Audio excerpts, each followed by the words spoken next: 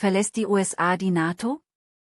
Inmitten wachsender Unsicherheit über einen möglichen Rückzug der USA aus der NATO äußerte sich der US-Außenminister Marco Rubio.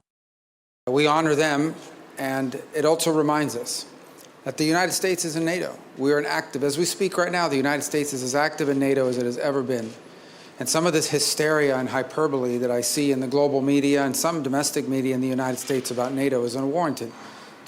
President Trump's made clear he supports NATO. We're going to remain in NATO. He's made clear, but our first ambassador that got out of the United States Senate is our ambassador to NATO, who joins us here today on his first hour on the job. So all of that is a testament to it. But we want NATO to be stronger.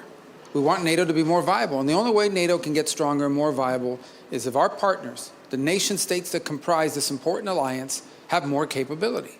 This is a collection not just of partners and allies, but of advanced economies, of rich countries who have the capability to do more. We understand that's a trade-off. We have to do it every single year in our country. I assure you that we also have domestic needs, but we've prioritized defense because of the role we've played in the world, and we want our partners to do the same. And I understand there's domestic politics after decades of building up vast social safety nets that maybe don't want to take away from that and invest more in national security. But the events of the last few years, a full-scale ground war in the heart of Europe, is a reminder that hard power is still necessary as a deterrent.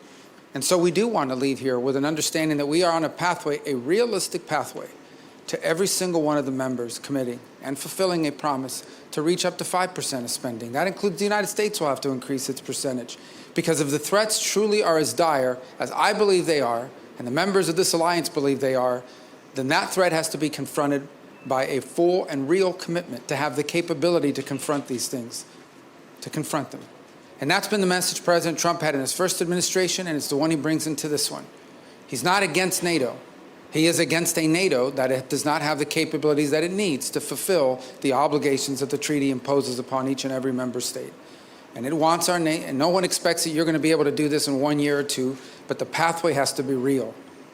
This is the hard truth, but it is a basic one that needs to be said now in order for us to prove, and in order for us to build the kind of NATO that has the capability to defend the territories of our nation states and deter any action that would be aggressive against any one of us.